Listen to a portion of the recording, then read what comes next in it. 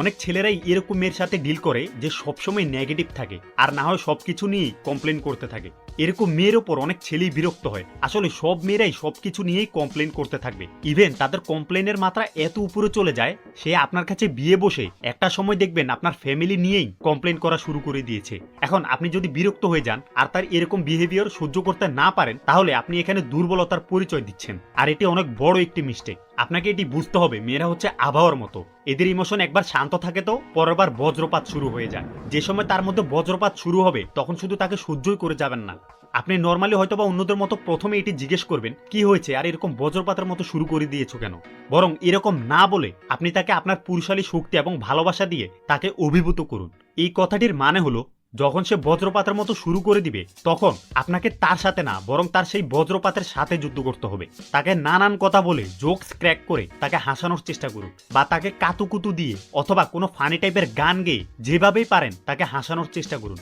আপনিই ভালো বলতে পারবেন কোন স্টেপটি ভালো কাজ করছে।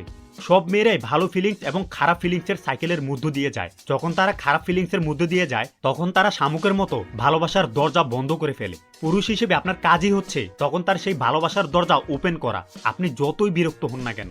আর সে যতদিন আপনার সাথে থাকবে ততদিনই তার এরকম বিহেভিয়ারের সাথে আপনাকে ডিল করতে হবে। একটা সময় মেয়েটি আপনার ফ্যামিলি নিয়েই কমপ্লেন করা শুরু করবে, তখন আবার মেয়েটিকে ভালো ফিল করানোর জন্য সব বিষয় সবসময় সেটি সহ্য করবেন না। পরে দেখবেন একদিকে আপনি তাকে খুশি করছেন তো অন্যদিকে সে আপনাকে আপনার ফ্যামিলির থেকে দূরে সরিয়ে নিচ্ছে। আপনাকে বুঝতে হবে কোনটি সহ্য করবেন আর কোনটি করবেন না। এজন্যই আপনি পুরুষ, আপনাকে সব দিকেই তাকাতে হবে। যদিও লাইফের সব পাশেই ব্যালেন্স করা সম্ভব না, তবুও আপনাকে ব্যালেন্স করে যাওয়ার চেষ্টা করতে হবে। ফোর্থ বিষয়টি হচ্ছে কখনোই মেয়েটিকে অ্যানালাইজ করতে যাবেন না। আমি আগে যেটা বলেছিলাম, একটি মেয়ের অপিনিয়ন এবং তার মুড আবহাওয়ার মতো, ভালো এবং খারাপ মুড সবসময় তাদের মধ্যে ঘুরতে থাকে, এই ভালো এই খারাপ। এরপর আপনি যদি তাকে অ্যানালাইজ করেন তার মুড কেন খারাপ হয়েছে আপনি সেটি খুঁজে পাবেন না। ছেলে হিসেবে আমরা সবসময় কোনো কিছু ফিক্স করার চেষ্টায় থাকি, কোনো প্রবলেম হলে সেটা কেন হয়েছে এবং সেটির সলিউশন বের করার চেষ্টা করি। ধরুন আপনি মেয়েটিকে নিয়ে কোথাও ঘুরতে গেলেন, সবকিছুই ঠিকঠাকভাবে চলছে, একটু পরেই বুম হঠাৎ করে দেখবেন তার মুড খারাপ হয়ে গেছে এবং সে সমানে এটা সেটা নিয়ে কমপ্লেন করা শুরু করে দিয়েছে। ন্যাচারালি আপনি এখানে প্রবলেমটা কেন হলো সেটি খোঁজার চেষ্টা করবেন, কিন্তু মূলত আপনি আপনার সময় নষ্ট করছেন, কারণ প্রবলেমের কোনো সোর্সই নেই। ছেলে হিসেবে আমাদের লাইফে কোনো প্রবলেম আসলে আমরা সেটির কারণ খুঁজে বের করে সেটি সমাধান করার চেষ্টা করি। আপনি যদি এই সেম টেকনিক মেয়েদের বেলায় ইউজ করেন তাহলে এখানে এই টেকনিকটি কাজ করবে না।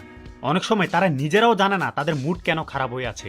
আসলে সত্যিটা হলো অলমোস্ট মেয়েদের 100% ইমোশনাল প্রবলেমগুলো আসে যখন তারা ভালোবাসা অনুভব করে না। এ সময় তাকে অ্যানালাইজ না করে শুধু আপনার পুরুষালী ভালোবাসাটা তাকে দিন।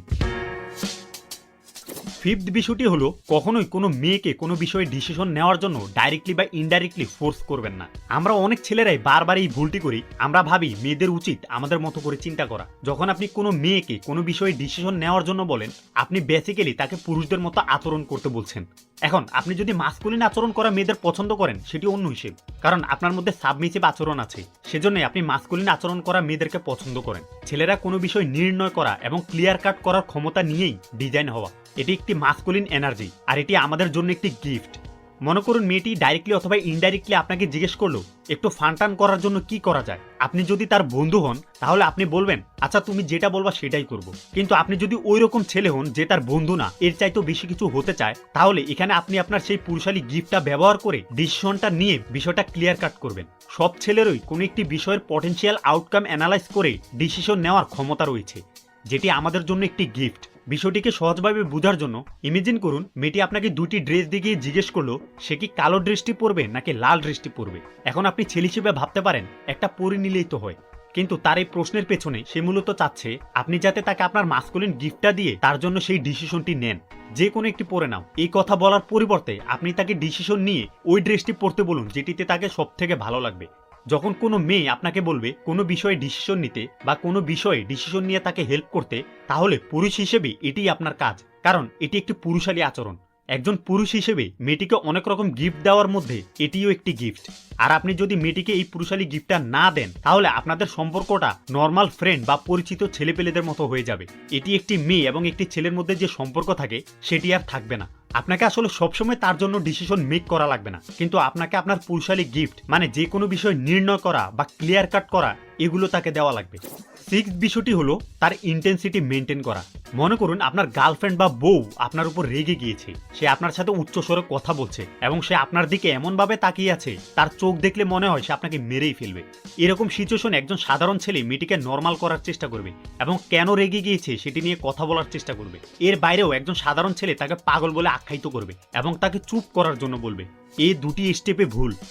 যখন একটি মেয়ে এমন আচরণ করে তখন অনেক ছেলেরা বিষয়টিকে ঘ্যান ঘ্যান টাইপের মনে করে, তারা এক হয় এটিকে ফিক্স করবে, না হয় সেখান থেকে পালানোর চেষ্টা করবে। কিন্তু একজন সত্যিকারের পুরুষ মেয়েটির এই মানসিক বজ্রপাতের এগেনস্টে দাঁড়াবে এবং তার পুরুষালী ভালোবাসা দিয়ে তাকে সেখান থেকে বের করে আনবে। সেই জানে মেয়েটির এই ঝড় থামাতে গিয়ে সে অনেক গুঁতো খাবে, তবু সে নিজের জায়গা থেকে তাকে সেখান থেকে বের করে আনার চেষ্টা করবে। পুট সিম্পলি, একটি মেয়ের এরকম আচরণ হ্যান্ডেল করা আপনার ফাইন্যান্স বা লাইফের অন্যান্য বিষয়গুলো হ্যান্ডেল করার মতো। এক কোনায় গিয়ে লুকিয়ে থেকে বসে বসে ঝড় থামার জন্য অপেক্ষা করবেন না। লাইফে আপনার টাকা পয়সা বা সম্পর্কের বেলায় একবার ভালো সময় আসবে তো একবার খারাপ সময় আসবে, আর এরকম ভালো খারাপ লাইফের মধ্যে ঘুরতেই থাকবে। যখন খারাপ সময় আসবে তখন সেটি যত খারাপই হোক না কেন সেই সিচুয়েশন থেকে পালিয়ে যাবেন না। আপনার লাইফে যখন কোনো খারাপ সময় বা সিচুয়েশন আসবে সেটিকে আপনার সৃষ্টিকর্তার পক্ষ থেকে একটি দয়া মনে করবেন, কারণ খারাপ সময়গুলো হচ্ছে প্রকৃত অর্থে একজন মানুষের গ্রো করার সময়। খারাপ সময়ে ধৈর্য ধরে শক্ত মনে সেটিকে হ্যান্ডেল করার মাধ্যমেই আপনি বুঝতে পারবেন প্রকৃত অর্থে পুরুষ মানে কি। এই তো গেল মেয়েটিকে হ্যান্ডেল করার টেকনিক। আপনি কি জানেন প্রকৃত অর্থে একটি মেয়ে একটি ছেলের মধ্যে কি খোঁজে? যদি জানতে চান তাহলে এই ভিডিওটি দেখে নিন।